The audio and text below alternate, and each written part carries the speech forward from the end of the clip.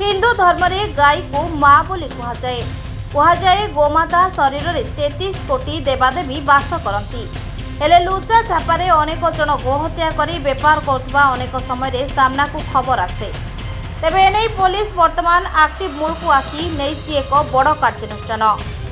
हाँ आज्ञा पुलिस किछि जनक घरे चढ़ाऊ करबा परे सेमानक घर फ्रिज रु बाहरिथिला गोमांस।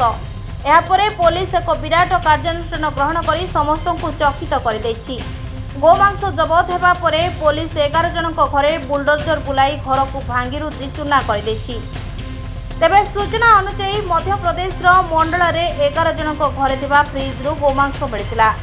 एपरिकी पुलिस घटनास्थल 150 गाई को उद्धार करने सह घटनार तदंत जारी रखिछि।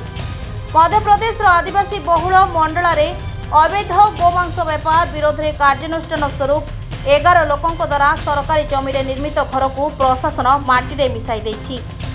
मैनपुरी में अनेक गाई को मारिबापई अणाଯାଇଥିବା सूचना मिलवा पर एभली कार्यानुष्ठान नियाଯାଇଥିବା पुलिस एसपी रजत सकलेचा कहते। तेबे गाई गुड़ी को गोशाला पठा जायछि। ब्यूरो रिपोर्ट निरपेक्ष न्यूज।